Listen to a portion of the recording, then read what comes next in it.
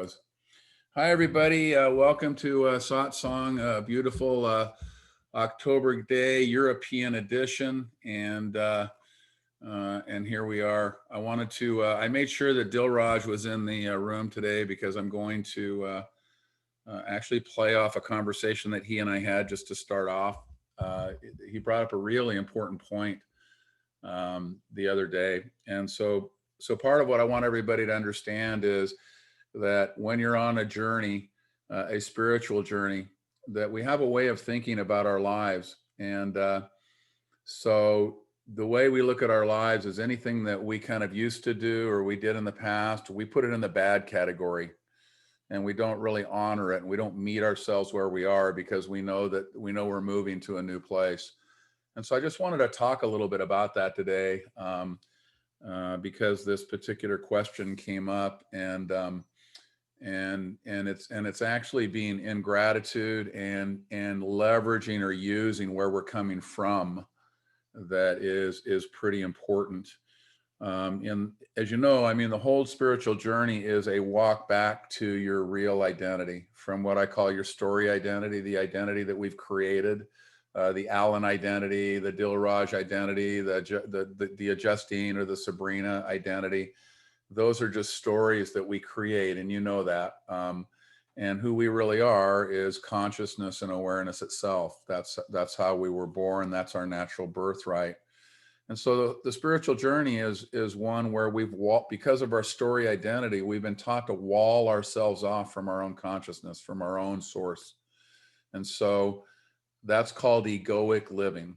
Now, in egoic living, there are movements that are really very monumental and beautiful for us, and we want to meet ourselves where we are and be grateful for those. So the question Dilraj asked me was, in his own world right now, and I think I have permission to. I won't be too personal here, but Dilraj felt in terms of abandonment and some of the other things that he needed a little bit of protection. So what's going on is he's feeling a little raw and vulnerable. And in that movement, of course, one feels that they need to protect themselves. And so they might seek a way of doing that. It could, who knows, it could be a magic spell. You know, it doesn't really matter, to be honest with you.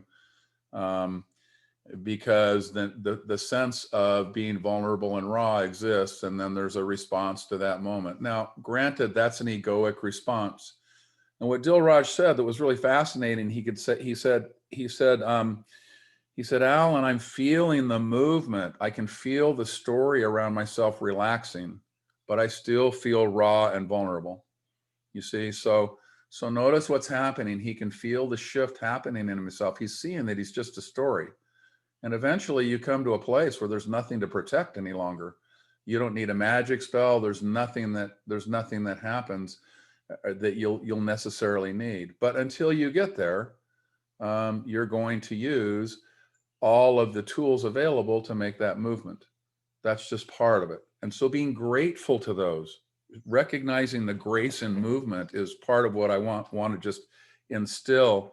Because Dilraj, he was having a hard time because he was like, well, I want to do something egoic here, and yet I can already see the light at the end of the tunnel that's non-egoic. He could see both things.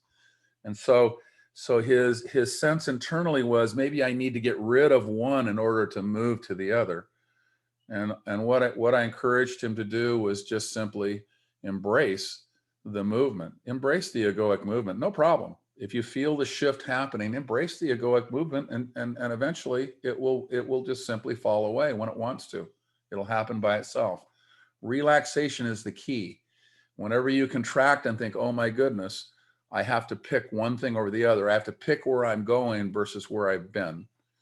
And we've learned that, right? As humans, we've learned that, oh my goodness, if it's something in the where I'm headed, that's a good thing. I need to judge the old thing. So take in our world, Santa Claus is a big deal, right? So Santa Claus is this wonderful story that revolves around Christmas. When you're a young child, oh my goodness, Santa Claus is really, really cool. And there comes a day that you learn the Santa Claus story is no longer true. So you notice that when we do that, we don't get rid of our love for Christmas. I mean, Christmas is when, for me, my goodness, my grandfather's birthday was on Christmas. So we'd all get together in the morning and have Christmas. We would open gifts. The family would all be together. And in the afternoon, we got chocolate cake with bananas in it because that was my grandfather's favorite. So, you know, Christmas was a pretty cool day if you were a kid. When I lost the Santa Claus story, I didn't judge that as a really bad thing because Christmas still lived there. My mother loved Christmas. So so all of that is still happening. It's a beautiful, beautiful thing. And so just recognize it's that honoring. And then I'm going to go into a little bit of a detail here so everybody can see what we're dealing with. In the spiritual journey, we learn how to solve or dissolve things that are in our drama to which we feel identified. In other words, that glue. When we enter into the inner little journey, we solve the problems on the outside. Most of you probably have done counseling work and work with people. And what you do is you look at the problem and you'll say something like, hey, look at that story over there. I do this a lot, in fact, with all of you. I go, can you dream up of another story? Let's think of another story to replace that. So we're looking out there and we're changing the story out there. That's what we're doing. And that's called the indirect method. Every issue that comes up, we look out there at the issue itself and we say, how do we dissolve that issue?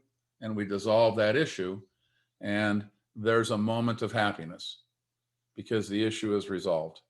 That's the indirect method. That's how it works. And almost all of us enter into the spiritual search, dissolving those issues around us. That's where we live. So when you basically lock in, notice that that's what you're doing. Then there comes a day where where you're going to have a moment of, hold on one sec here while I do whenever you're doing, Ben, I'm going to mute you here just so you're in that I mute everybody just so you know. So when you solve that problem on the outside, there's this moment of peace and happiness.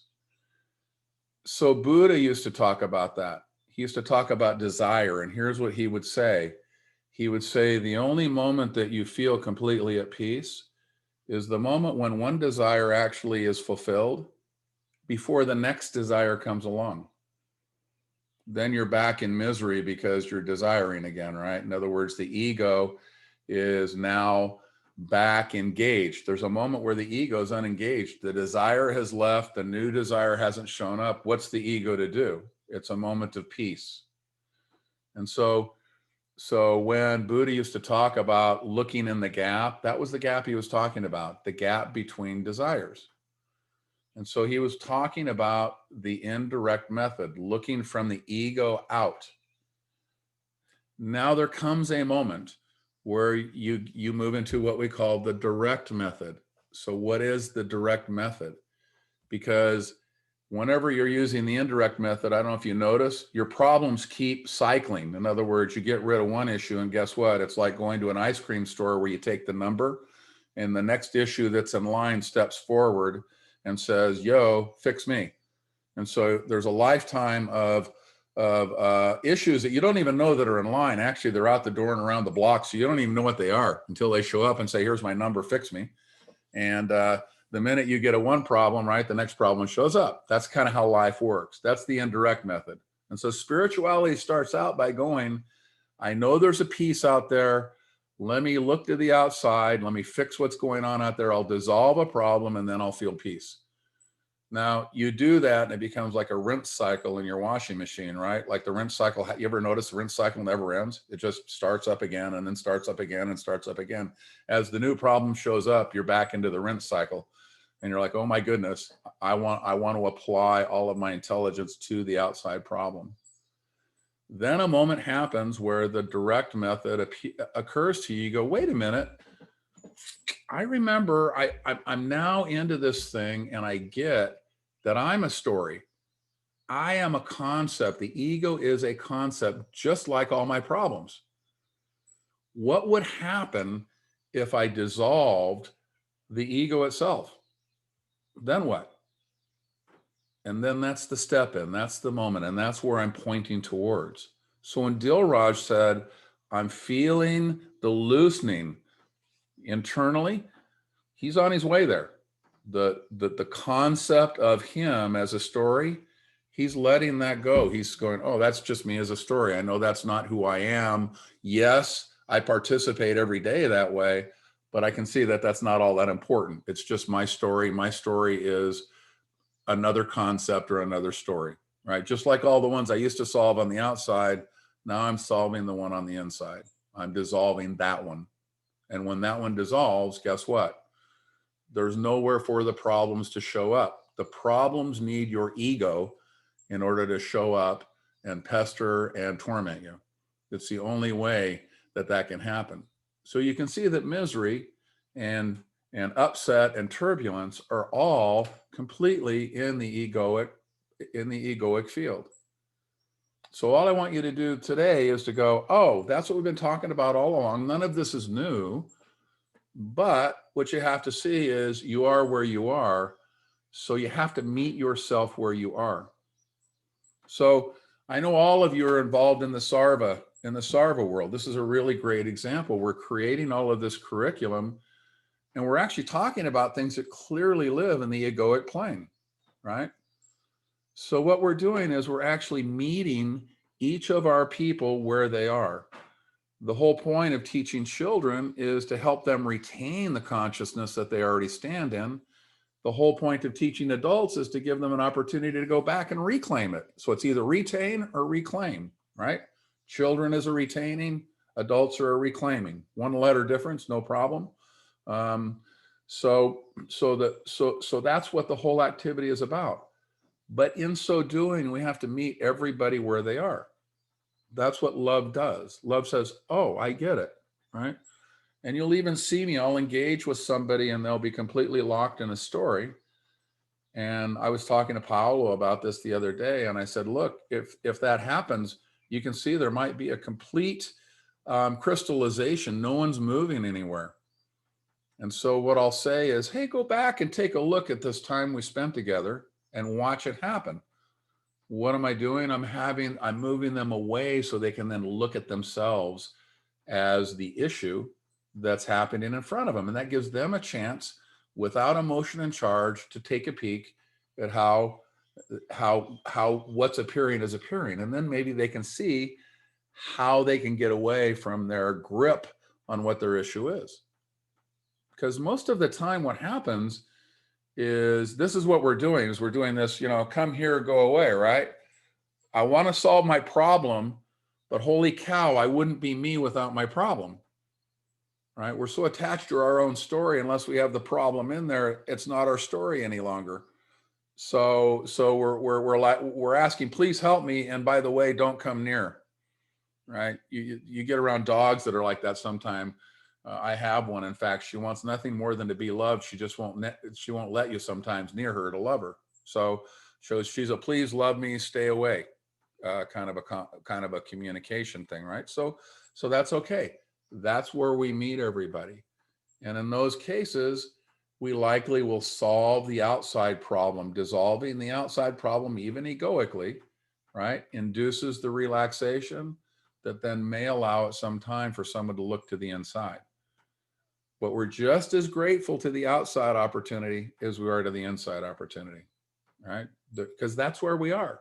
We are where we are, and embracing it. If nothing else, the simple embrace of where you are, and understanding that the indirect method, I know that's a terrible set of terms, isn't it, for a spiritual piece, but that's how it's called. So the indirect method of solving problems on the outside breaks through the direct method of dissolving the ego that you are. That particular story gets completely dissolved. So that's the piece. So with Dilraj, when he said, gee, I'm thinking of doing this so I feel more protected, I said, oh, please do that. my mentor, Ramesh Balsekar, who was with Nisargadatta, when he would do his satsangs, his mother loved bhajans. I don't know if you all know what bhajans are, but they're these beautiful songs that live in the Hindu religion, and people sing them in religious kinds of gatherings. And so they're just simply songs, they're religious songs, and people sing them.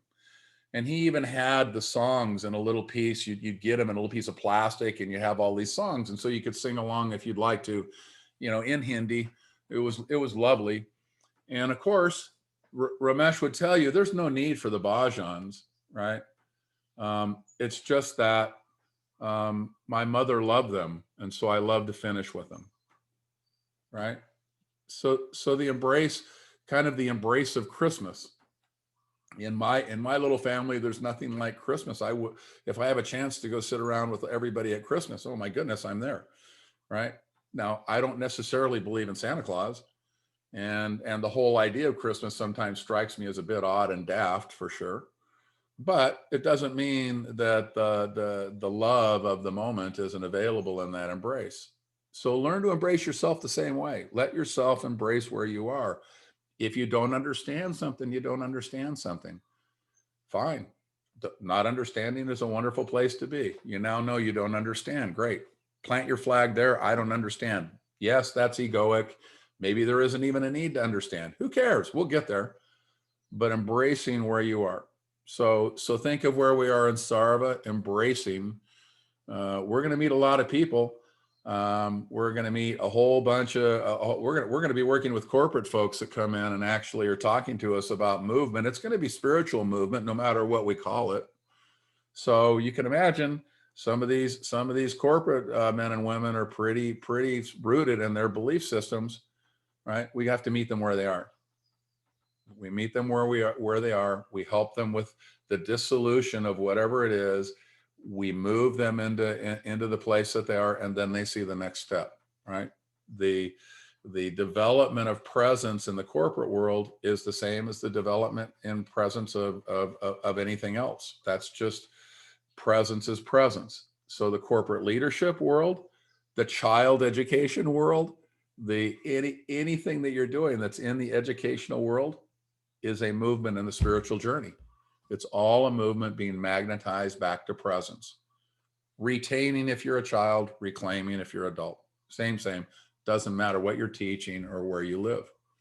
And that's how that works. Thank you, Dilraj, for telling us that hymns, bhajans are like hymns. That's exactly what they are. They're like, when you go to church and you sing a hymn. It's just it's the Hindu version of that, and they're very beautiful, and I love them. I used to really enjoy that part. So it was really a really sweet thing. So that's the part. That's what I wanted to share today. Is in the spiritual journey. Don't worry about second guessing yourself. Go ahead and go with. If you feel like you need to do something for you, do it. Sometimes it's an act of courage, and then you look back and say, "Oh, my story executed on an act of courage. I can see that was just my story doing courage." Okay, cool.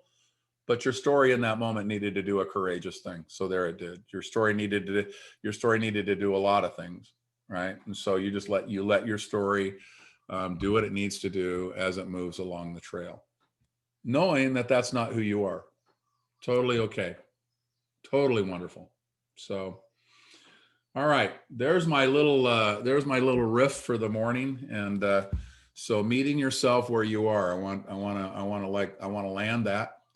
And then I want to open it up. Let's see if we have any questions. Are there any questions that are bugging you? Feel free to jump in.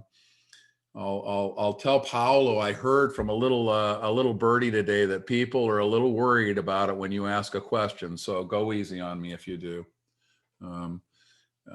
Your reputation is starting to grow about your questions. So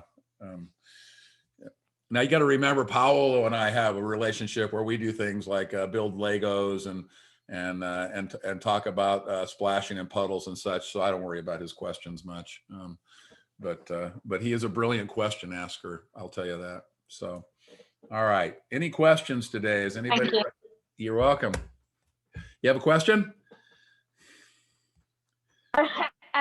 really right now. I'm just cooking some up right now Okay. for you. Okay. So Cool. I'll be popping them in the chat Okay. in a bit. If one comes up, awesome. I have one little thing to do, and that is, hey, Amir, I see you.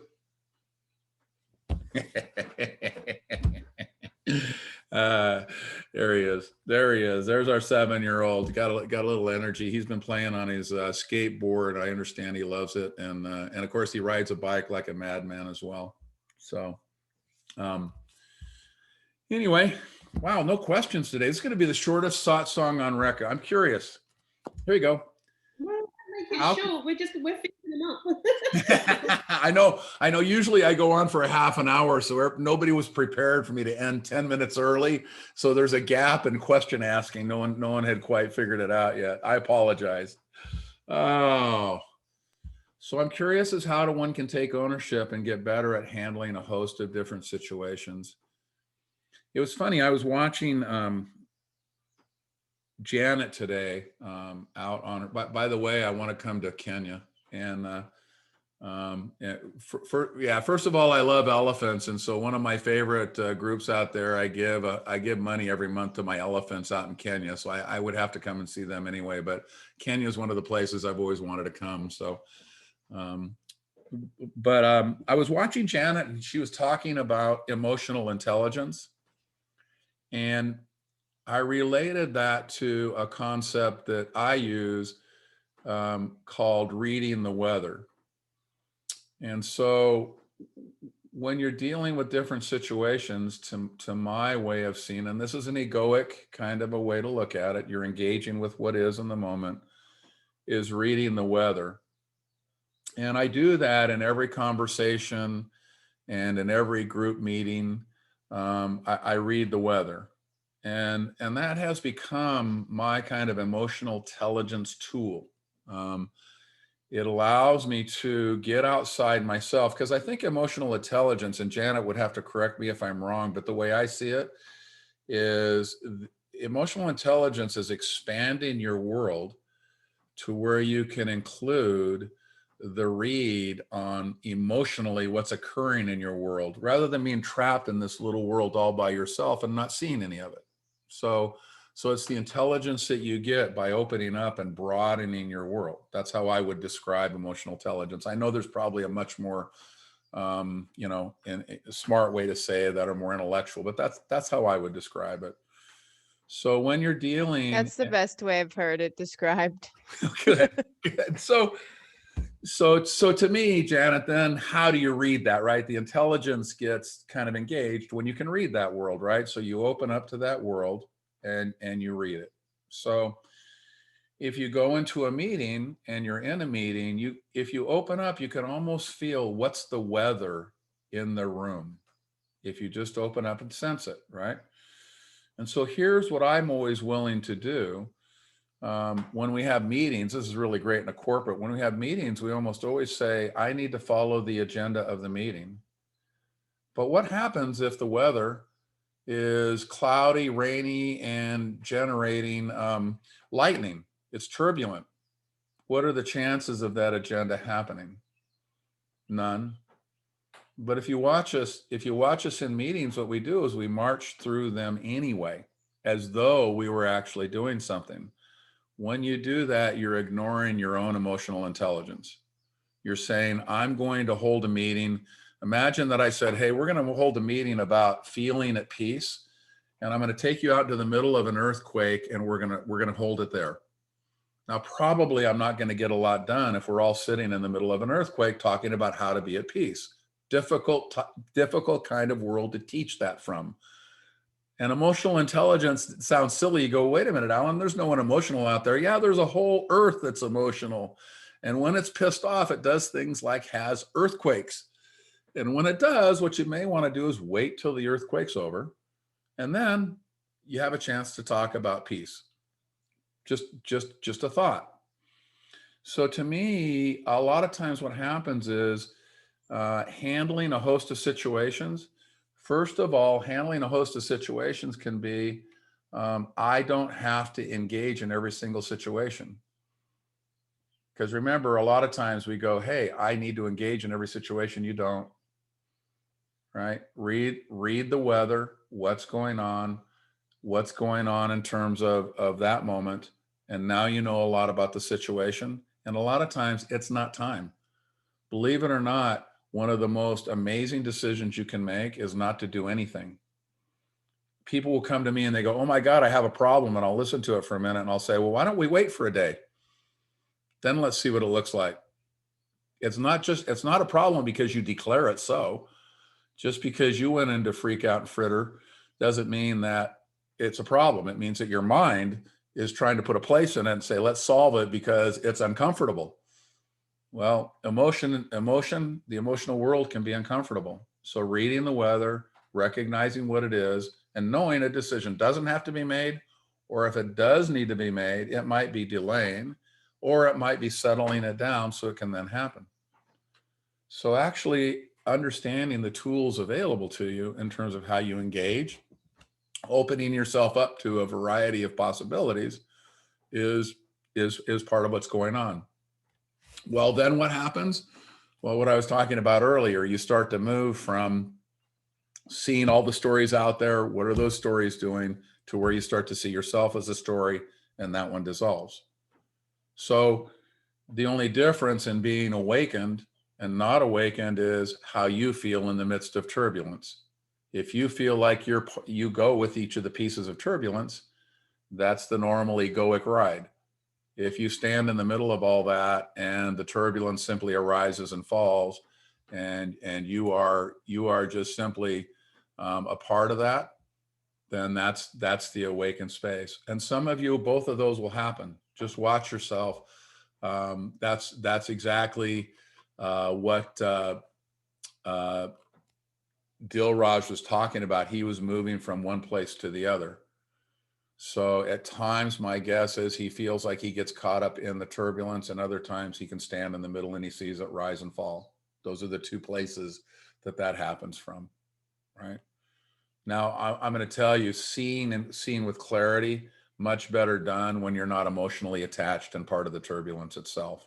So that's the place we're headed. But first, read the weather. Right. First step, read the weather, what's out there. I feel turbulence. I feel this, I feel that, and then manage, engage with that weather. It's bigger than you. When you start to perceive bigger than you, you start to be able to see that you are just a story, because you are in the story. You not are the story. There's a difference between those two places. So that's what that is. So that's how you get better. So I will tell you this, when Janet starts to teach emotional intelligence, if you go and you watch her teachings, you're going to see her telling you how to read the weather and how to in essence engage by utilizing an intelligence that you might not have realized was there. And I just described my version of it as all. That's all I did. And I did that in 5 minutes. Janet's course is going to be, much deeper and much better than that. But that's what she'll be leading you down the path of. How do you stand in the middle of everything that is, with a broader, embrace of what's in the world, what's in manifestation, and then what does that tell you in terms of how you handle a host of different situations, right? So that's what that is, right? All right. Paolo, I got a Paolo question, everybody. So let's see how we do here. In terms of the spiritual journey, is it wrong if we are so stuck in the spiritual journey that we forget to live our lives in our physical essence, or do we always live in the spiritual world? Great question. Great question. Now, Paolo, you know that we have that thing called tethering I always say tethering the camel. So there's an old Sufi saying that says, praise God, but don't forget to tether the camel. So what happens, Paolo, is that people do get so attached to the spiritual journey, right? That that's all that they do, and they forget to actually live life.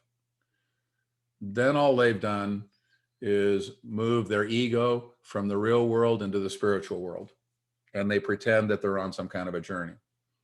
So in the real world, what we have are people that want to become all powerful and abundant, right? You ever see all these people and they want to make money and they want to have followings and tribes and be famous and all of that stuff, right? That's the power world, When you move over to the spiritual world, what you're going to see is a competition of humility. If you can be the most humble, right? Now you have to broadcast it and tell everybody that you're humble, because if you're basically in the competition for humility, how would they know unless you tell them how humble you are, right? So we get into the competition of humility. So whenever you see the competition of humility, you're going to see that basically you have somebody in a different competition egoically. If their ego can be the most humble, then they now have conquered the world of spiritual.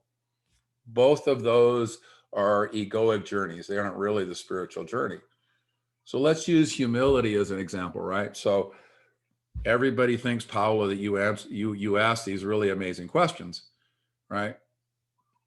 But and sometimes they think I say intelligent stuff too. So we have a little of that going.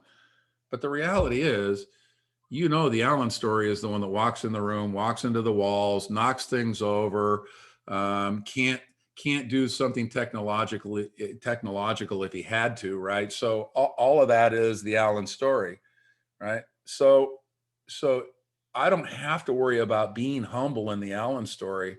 It's obviously, all you got to do is take a peek.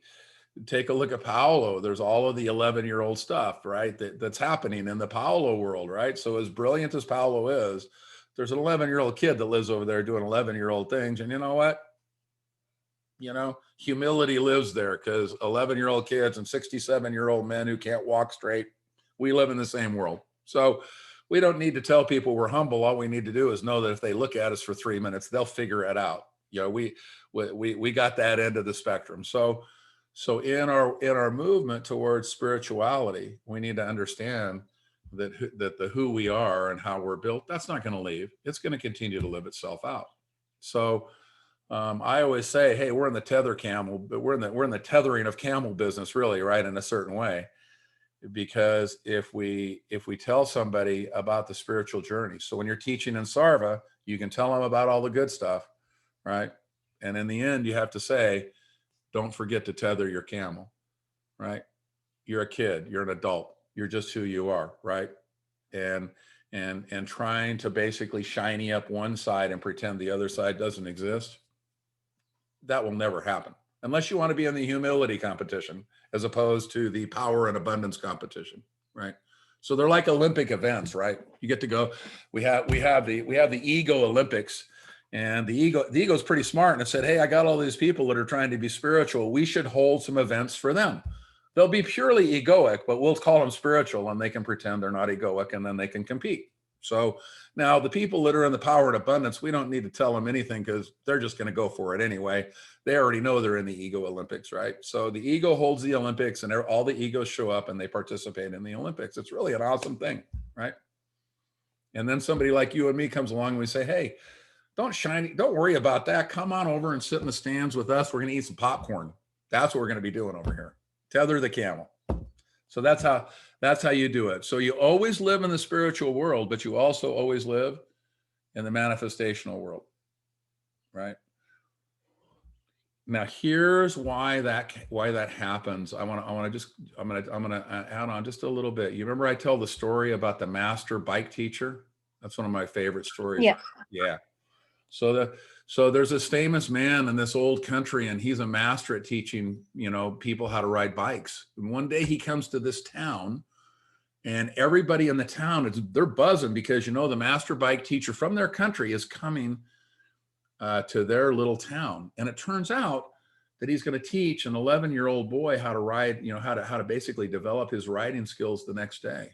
So everybody crowds around and they watch what he does. And what they see is this old man running behind the bike of the 11-year-old. And what he's yelling at him is, lean to the left, lean to the left, lean to the left. So the next day, the newspaper comes out in the little town and it says, master bike secrets exposed. The secret is lean to the left. Now, is that really the secret? No. What's going on is that the 11-year-old's leaning to the right, and the master bike teacher knows you need to have him in balance. So you're telling a kid that leans to the right to lean to the left, and your hope is he'll come into balance. Spiritual teaching is all about that, right? When you're leaning to the left and you're leaning into ego and you're moving into a place where you see that ego, there is a step beyond ego, you're yelling, not the ego, not the ego, not the ego, right? And then everybody says, here's the secret, not the ego. They don't get that you're trying to bring them into balance. They think you're telling them what is, and you're not. You're telling them, here's the piece that will bring perfect balance and clarity into your life. And oh, by the way, you're still going to be an old man that walks into walls. Okay, right? There's your balance. That part's not going to change. Tether the camel. So here I am, right, in my life, completely happy. I'm living in this world of sarva that we all live in, right? Why? You could say that's a purely egoic endeavor. We're balancing the bike. The spiritual journey is a matter of balancing. That's what we're up to. And in the end, what we don't want people to think is embrace the spiritual and forget life itself. That's just really not a very intelligent message. So there you go. All right. Thank you. You're welcome, love. Did that help? Was that a good answer? You like that one? Yeah, I really like that one. Yeah. Cool. I'll give you another question. All right. Picking up another one. One more. You gonna say it or are you gonna print it? You gonna write it? I'm gonna print it. Okay, good enough. I'll go to the next one. All right. So changing my character in the never-ending story of life often triggers others. I often notice I make myself invisible, tend to be too laid back to the point where I do not hold space for myself. I had a beautiful talk with Justine about the native Hawaiian people being so open and loving, which ultimately led to them being taken advantage of. And that touched my heart and mind. Thank you so much for this interaction. That's really true. So Sabrina, what will happen is that allowing that laid back, that touch that you have, is not going to be replaced by your newfound courage. Your courage just needs to be expressed every now and then when it's needed. So that's the balancing of the bike. That's all that's happening there. So when the Hawaiian people leaned entirely in to that passive laissez-faire, there were times that they likely should have stood up and they didn't. And so that ended up with them, quote unquote, being taken advantage of. Now, the beauty of being taken advantage of, remember I told you, meet yourself where you are. It's okay to be exactly where you are and be moving into the new place. There's that, I know what will happen is that as you start to find yourself with more clarity, you're going to have times where you didn't jump in and you're going to, oh my goodness, I wish I had jumped in, right? Don't beat yourself up with that. You're still moving from where you do that as a habit to where you're now using a new muscle. And you may even get too much to using the new muscle and go, holy cow, I think I'm getting too courageous all the time. That doesn't work either, right? So the middle path is where you live. And so once again, meet yourself where you are and be really, really gentle with yourself. All right. Well, I got Sabrina on a roll today. All right. At times I feel consciousness passing through and I'm merely a conduit. At times there's so much desire to create, but when I do not get to play in consciousness, I feel as I'm being taken away from being in intelligence, consciousness, and source. Perfect. So Ramesh used to call those free samples, the moments of clarity and awakening. That's what Dilraj is feeling. He's got those moments where it's perfect. And then the next moment he feels like he needs to protect himself, which is exactly what he should do. And what this is doing for you, Sabrina, is it's leading you into a place where you're always plugged into source, and yet the turbulence of life happens the way it happens. And that's all okay, completely in and of itself. And the questions like that you answered earlier, how do I meet each of these situations? And I gave you the emotional intelligence response. Well, eventually what happens is this being a conduit lives in every moment. You don't need emotional intelligence, becomes kind of irrelevant because that reading happens by itself. So it's no longer something that you have to actually note and execute on. It just simply happens by itself. It all happens by itself when you're just a conduit. Everybody in the room who's a healer, and I know that I've got a couple that may not see themselves as such. So Lachey and Yasmin, I want you to, this is for you, because whether you know it or not, you're healers. So healers always have this opportunity to feel the energy move through them, the energy of consciousness, and know that they are conduits. That's what it's like to live in every moment, right? All you're doing is migrating. Janet, you should know this one too. So being a conduit is a really beautiful container for what you're migrating into every single moment. What healers do is they go, I'm a healer, so when I'm healing, I'm a conduit. And when I go back to being a person, then I got to be egoic and wrestle the world like everybody else does. They don't recognize that they're a beggar sitting on a pile of gold. They're having the experience of a conduit, and all they have to do is migrate that over into every moment. That they actually are having the moments of pure peace. So healers get a real leg up in our world. That's the good news. The bad news is that as healers become more of healers, they find themselves completely at the service of the rest of us. So if you're a healer, the good news is you really know how to do this dance if you just migrate it into life itself. The bad news is you're going to be at service to the rest of us for the rest of your life. Yeah, it's not a bad deal. All right. So Sabrina, freedom is important to me. However, I often attract people and situations that desire to clip my wings and capture me instead of joining me as I roam freely and explore this. How do I shift the story so much that I do not need to tap out of where I love to be the most?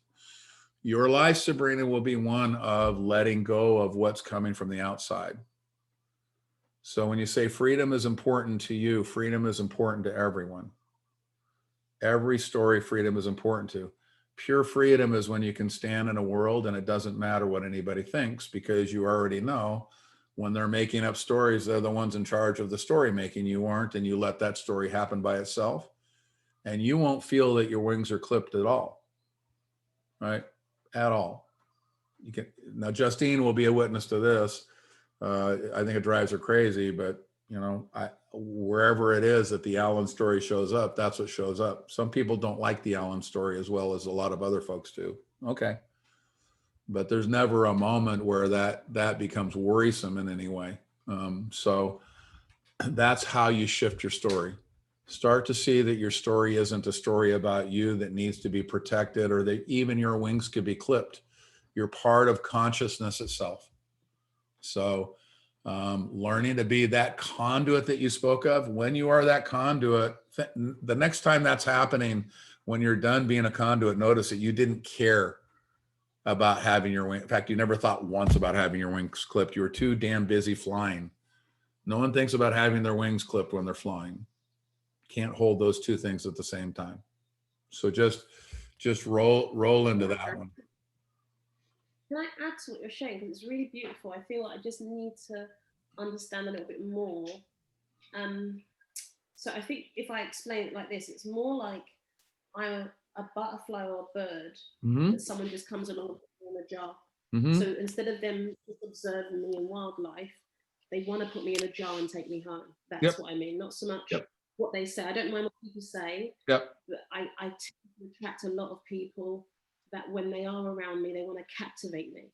It's this, and it's very, and it's been happening like for most of my life, to be honest, in different respects. And I'm just and I don't know why. I'm quite uncomfortable with having to need to say things about it, if that makes sense.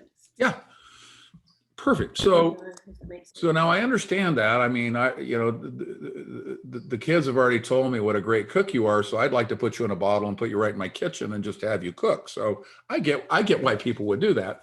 It might not last very long to do that. I can do some dishes. But so here's the difference, right? If you believe that you're like everybody else, what happens is you're a butterfly that can be captured. But what you really are is an invisible butterfly. You can be seen, but when they put their hands through there, there's nothing there. That's what you really are. There is no threat of you ever being captured. It's not possible. It literally is not possible. So what's happened is that all of our stories, we believe, because we're egos, that we need to interact with everybody else. Dilraj believes that he needs to be protected in some ways. And until that leaves, we're going to make sure that happens. But Dilraj will become the invisible butterfly. I don't know if butterfly is Dilraj's, but we'll find out what his invisible version is. Visible, but invisible, right? Visible to all that see, but it can't be touched or moved.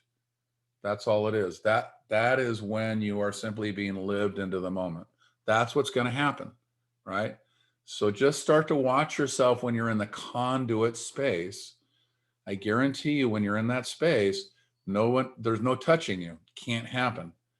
When you move back into the space where the mind is now in control of what it thinks Sabrina is, you become vulnerable and you can be affected. And you'll start to see those two things. Just start to notice them. And then let yourself, here's the key, relax into the one that's the most germane, or the one that attracts you. I already know which one attracts you the most. Relax into that. Just let yourself relax into the conduit space, and you'll start to see you can't be touched. So I'm replacing one story with another in order for you to see that the story that who you are can dissolve itself, and you'll never need to take care of that story again. It doesn't need to be taken care of. It really doesn't. That's the big news flash for everybody. Don't need to take care of it. You think you do until you don't, right? So think about how many times you teach your kids stuff that they kind of drop along the way and they don't need it anymore. All of a sudden they're doing what they want to do, right? So that's that. It's the same lesson. You can look out there and see the same lesson every single time, right? So if carving wood is easy, how can carving our character become the same? That's another Paolo question. Now I'm getting Christian parables, for heaven's sakes. All right. So Paolo, if you had the choice between you carving your character and divinity carving your character, which would you pick?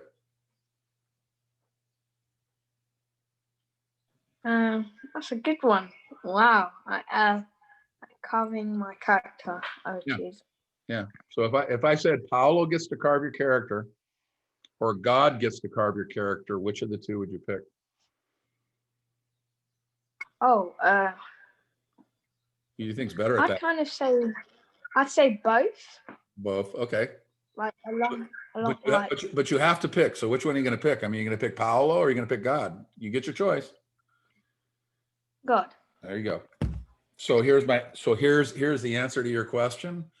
If I told you that God was carving your character and you didn't need to worry about it, could you take a big deep breath and let it happen?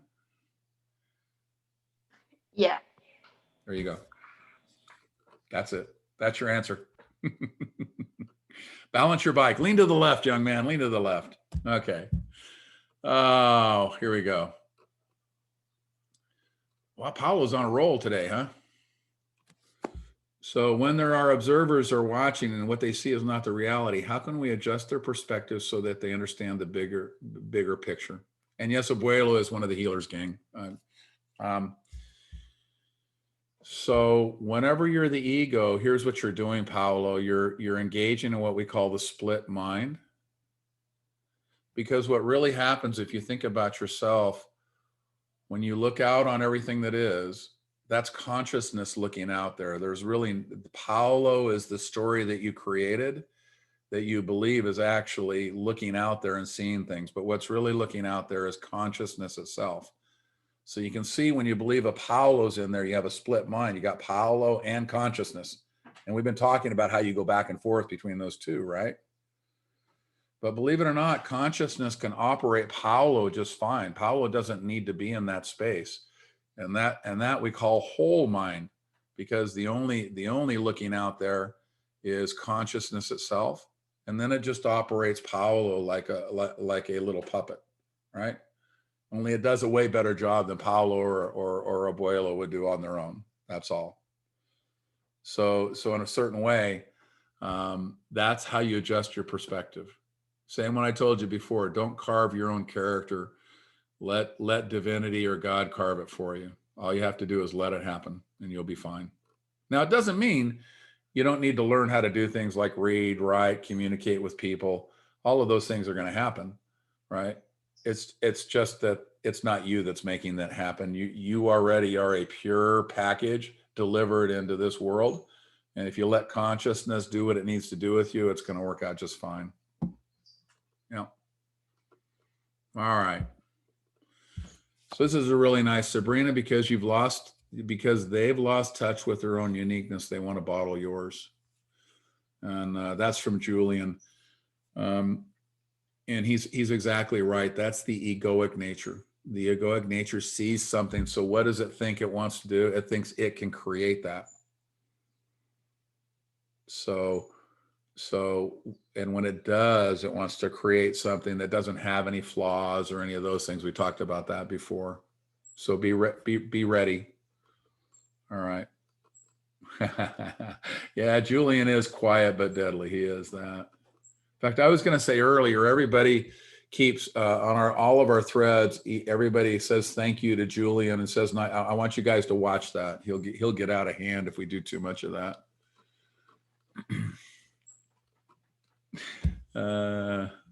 Let's see what's next. Can I verbally ask a question about the healer's dilemma and trap? Yeah, jump on. That's from Justine. You want to jump on and ask the question? Yeah.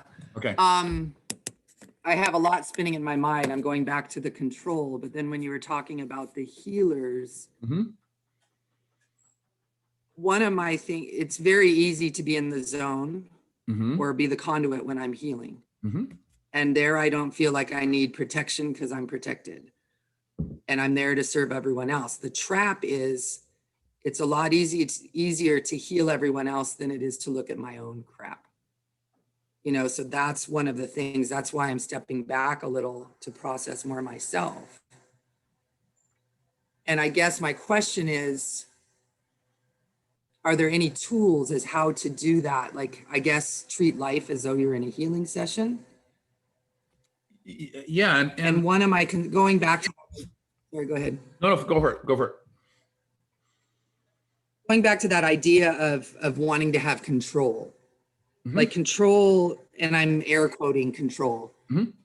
It's a very prominent trauma response. And if it's been 20, 30, 40 years embedded where you're trying to control the outside, how do you relax into, I mean, I can intellectually say nothing's under control, but the little girl in me is trying to control everything. Is there an app for that? Or some sort of process of, yeah. Well, I mean, there's a lot of, by the way, Paolo, I owe one to the talkover jar. I just talked over her. So I owe one on that one. So yeah, so my way, the way that I would do that is the change of the story.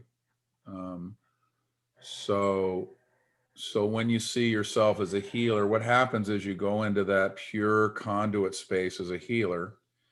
But when you describe it as though you were there. So what you've done is you've migrated the experience into your mind and egoicized it, right?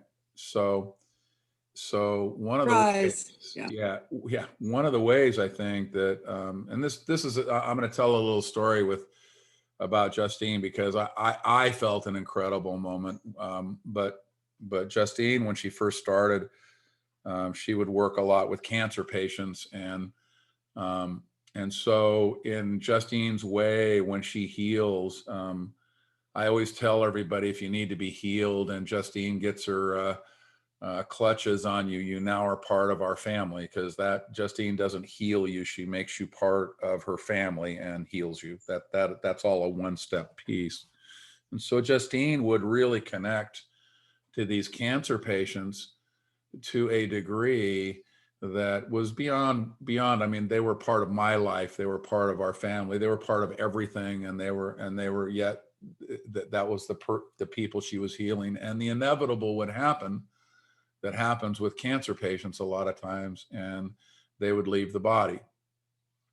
And then the toll that it would take on Justine was just really amazing and incredible. So that became the afterpiece of the healing journey.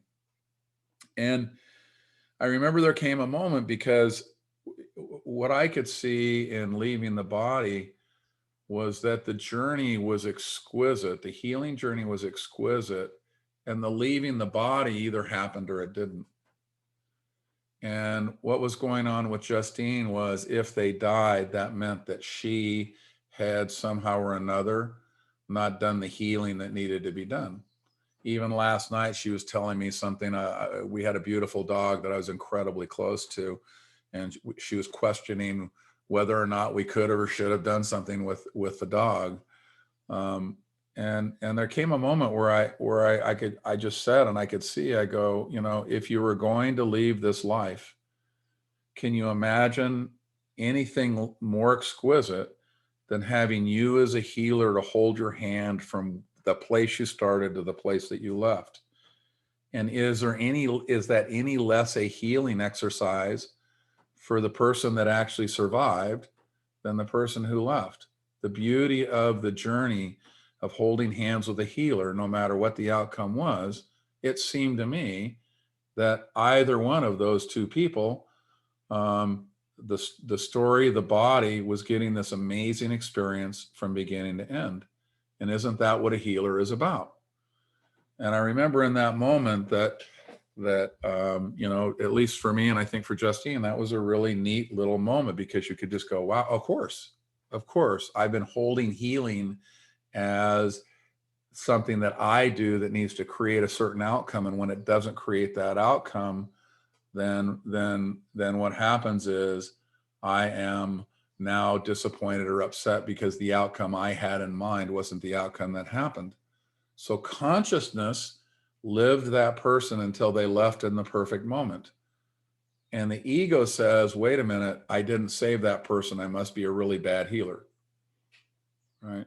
So shifting the story is the first place. So as you pull yourself out, the question is, how can you shift the story so that you're hand holding Justine no matter what?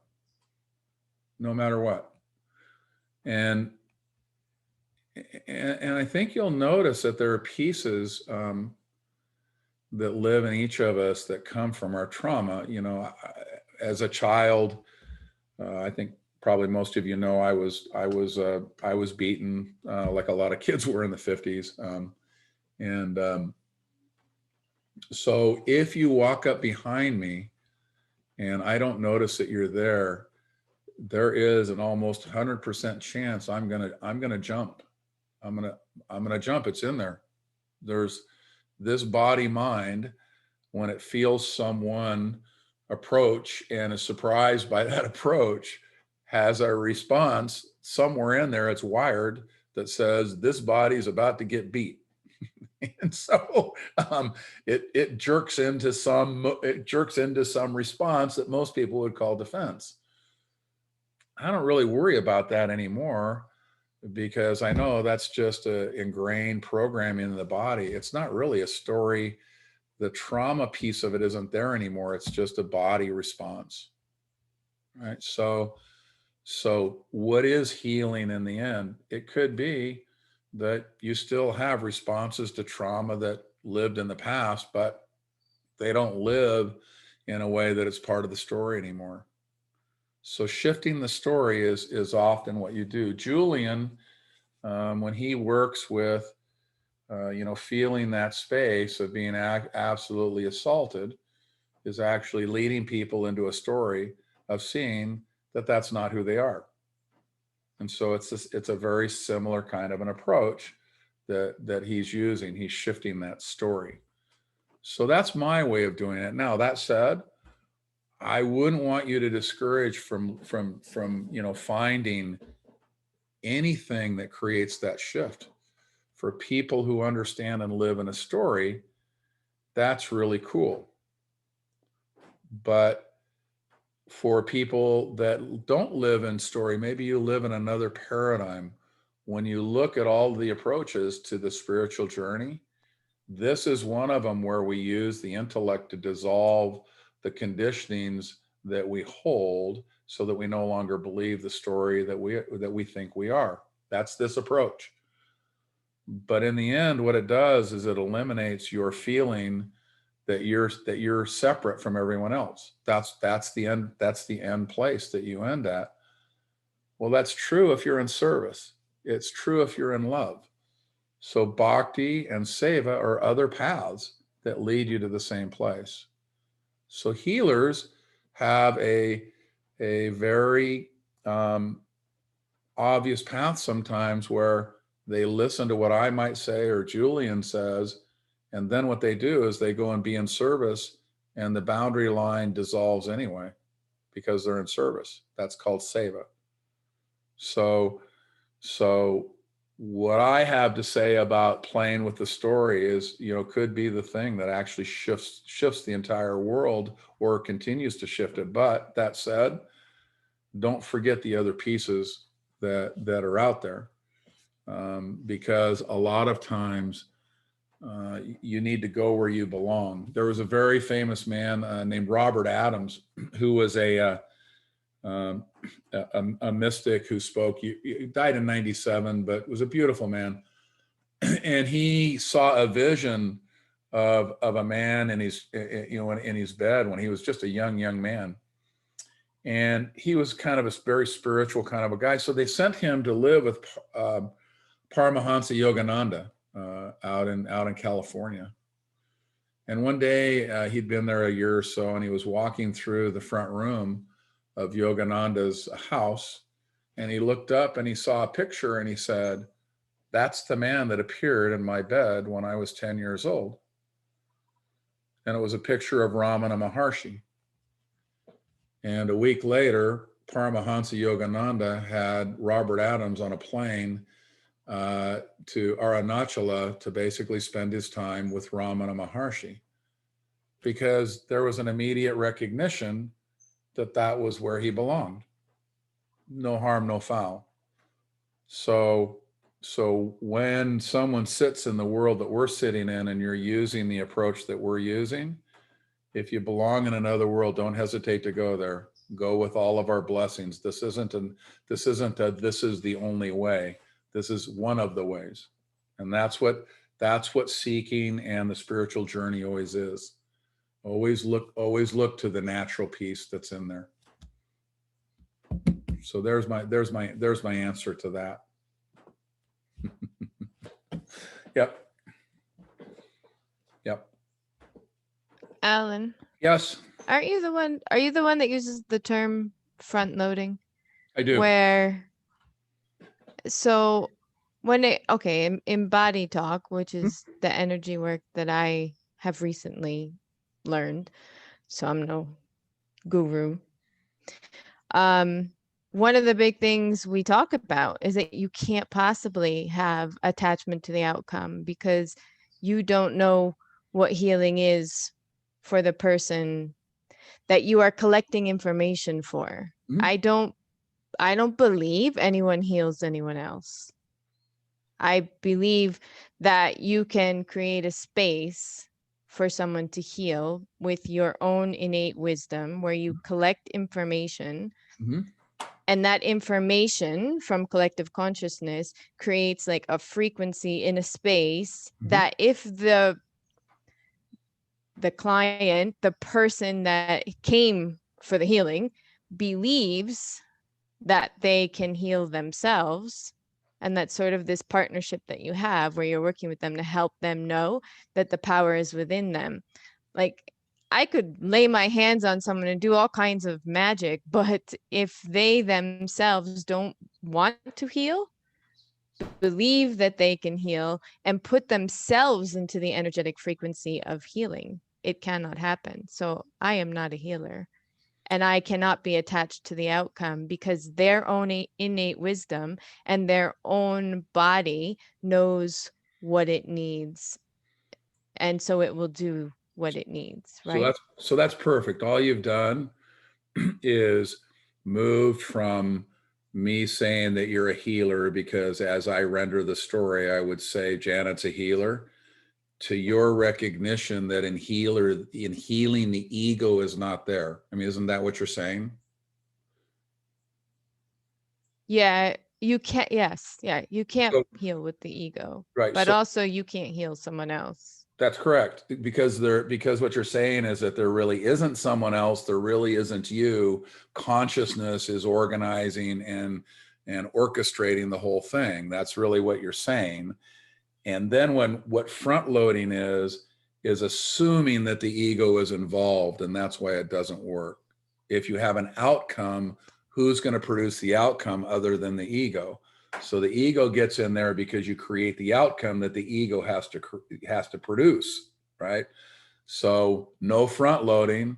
You then are in an egoless possibility, right? And the healing, whatever wants to happen, it happens. So even your description of somebody wanting to be healed, well, that's up to consciousness. We render it as a story as them wanting to be healed. Either that wanting or not wanting is going to occur because consciousness is going to dance that person the same way they're dancing us. So consciousness is, you see, consciousness is living you. You said it much better than I did. It's the same thing. Yeah. No, it's the same thing. You're dead on. You know, you're totally dead on. So then my question to you is, can you see that when you walk into the room, you have what, 2 boys? Who are you asking us to? You don't. Me? I thought you had boys. Don't you have sons? Yep, I have 3 sons. 3 sons. Okay. So you walk into the room. The beauty of mothers that have sons is that when I describe this, they immediately understand that, because boys' mothers have a unique view on the world. And that is you can walk into your own front room and you can watch chaos reign supreme. 3 boys will do that, no problem, right? And in that moment, what's the natural inclination? You want the ego to show up to control the chaos. But actually what's happening is that mom's just showing up to participate because consciousness is going to dance her in the same way as in healing. Showing up to your 3 boys in pure chaos is the same as showing up to do healing. When there's no ego there, it happens by itself. Same. Yeah. Right? And I think it's a heavy load to bear if you're attached to the outcome, like in what you just said, that if my kids continue to beat each other to a pulp, that somehow that makes me a bad mom. Exactly. Exactly. That's what I sorting out their own stuff. Yeah. And that's why I say I love boys' moms, because boys have a particular way of rendering everything that femininity embraces kind of null and void. They just don't do that. That's not the dance they're dancing. And every boy's mom gets this. So when I tell you that I'm the oldest of 5, 4 of us were boys, my mother, my goodness, I mean, you know, if you didn't appreciate what she was up to, she dragged 4 of us out, and my poor sister would hide in the corner, pretend that she didn't belong. So, you know, that was our dynamic. So you know, but that's where that energy is such a beautiful thing, because you live in a world where every moment, you know, all of that kind of chaotic energy is an opportunity to see that you're not a good mom, you're not a bad mom, you are mom, and all you have to do is let consciousness. Exactly. Yeah, there you go. And that and that experience will absolutely move you into that place. And there's now remember, there's the dad version of that. So dads with daughters, there's one that lives on the other side, and I can explain that sometime, because it's equally as baffling. But I'm just making the point that for you, it's so beautiful that you're embedded in a world with all of this kind of, you know, energy that makes no damn sense. That's the most wonderful place to be, because there's no chance of your ego controlling it. So now what other possibility there is, just live into the moment that's there. Right. So you're getting the same thing. So what you just described as a healer is actually the cover for the entirety of life. You know, in other words, you said, I mean, just expand it, right? That's what it is. You just described all that lives right in life itself. You just did it from a healing. Yeah, you're so right, because you're making me even think, even in business, in anything, it's all the same. If you attach yourself to the outcome, the ego, that's your ego attaching to the outcome. When you just exist in the space, you just go into the meeting, you just are.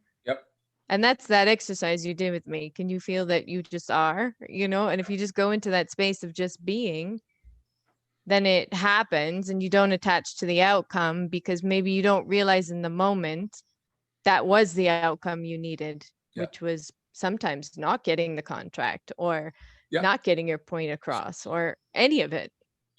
So you know, and I know that we're going to be creating curriculum for children and adults, right? And you know that we don't know what that looks like, right? I mean, you got to be clear. I don't know what it looks like. You don't know what it looks. I definitely don't. I have no idea what it looks like. If you said, what does curriculum look like that is going to have children retain their stance and consciousness? Because we know that's what we want, right? I have no earthly idea what that looks like. None. And I'm guessing you don't either. And you and I would be probably considered curriculum experts. I would guess that people would call us that, right? And yet we have no idea. They do, yeah. No idea what's going to happen, right? Nope. So when I enter the corporate meetings and I hear people going, here's what we want it to look like, I know that's kind of interesting, but it may not be all that relevant. Yeah, you know what I felt today, and I think it was when I was in a meeting, a Sarva meeting, and then I was in another one for another organization right after. And I feel like with Sarva, we are going to write music. Yep. And I know nothing about music. I can't carry a tune. Yep. But I feel like that's what's going to happen when musicians come together and they're in a room and this song reveals itself to the musicians. I kind of feel like the curriculum is going to reveal itself to us. And I hope it's like a beautiful song. But that was the feeling that I got, that it's just going to take care of itself and I have to get out of the way. Yeah. And you and I and I do believe in frameworks and structure, but I also believe in letting them dissolve when they need to. Yeah. Yeah. So in other words, we've got these folks who are going to say, make it look like this and make it look like that. And, you know, and then the music plays and we thought it was going to be the rumba and it turns out being a waltz. And guess what? We're going to deliver a waltz and they're going to say, wait a minute, I wanted a rumba. And you're going to say, yeah, the kids want a waltz. So what you're going to get is a waltz. And so you just have to remember that, you know, you got to let that guiding happen. And then trust me, if the perfect thing gets produced, when you go back to the people that thought it was going to be different than it is, it's going to be pretty easy to walk them into the same place because they're going to know that's what's being asked. So if everybody lives in that way, what's being asked. So you're espousing it perfectly. And, you know, you often say to yourself, oh my goodness, of all the people to do what we're doing, why me? You know, think like I think of my spiritual journey and then the work I do now. And I think, really, existence couldn't have picked someone better than me. You know, it had the whole world to pick from, and this is it. Well, you know what? It's true. You know, Stephen Covey and Ramesh and all of those people used to say to me, they would say, hey, listen, in the end, that's how it is. You're always going to ask that question. Gosh, I look out there and I see all this incredible talent. Why me? And you know what? Everybody feels that way. So put it in your saddlebags and we'll ride along. But that's how it lives. So moving that into our own, you know, we can stop a meeting anytime we want and say, hey, wait a minute, how's this moment being lived? That's okay. That's our internal platform is going to be about being in the journey. That's what Sarva is about. So the inside becomes as important as the outside. And so I don't, you know, as I said, I don't know what it's going to look like. And that's the exciting part, is that it gets to be lived into that, you know, that particular way, you know. So playing. I think we have to detach from outcome again, right? Yeah. We're going to go into it hoping it's this thing that's so well received, and there are going to be critics and there are going to be people that say, this makes no sense to me at all. And they'll come back and maybe the insight comes later, or maybe we do have to tweak something. And yeah, you have to just keep letting it emerge, I think, emerge and change. And if that's what our philosophy is, that this is a new way of educating, then we are the ones getting educated. Amen. Amen. That's exactly right. And so I guess I can't really make any mistakes if not possible. I'm not attached to the outcome. Not possible. Yeah, we're the team, we're the players, and this is what wants to happen. So I figure we'll throw down and we'll see how it comes out. I will tell you this, it's really interesting as I'm getting more people calling me from the old days because I used to teach from kind of a consciousness place in the corporate world. And they're saying, oh my goodness, I remember when you talked about that. Can I have a conversation? I want to talk about that now. Because in today's world, they're getting triggered. They're going, wait a minute. I remember that guy, Alan talked about that. I ignored it at that time, thought it was really probably irrelevant or stupid, but you know what? Now I want to talk about that. And so we're living in a new listening for sure. So, so we'll just go with that. So, all right. All right. I'm right there with you. Thank you, Jana. You rock. And I am on my way to Kenya. I want you to know that. Look up the Sheldrick. Your room is ready. Okay, the Sheldrick place where they have my elephants. They keep my elephants over there. Yeah, I love the that. Elephant Orphanage. Yeah, that's my place. Yeah, they're so cute. Yeah.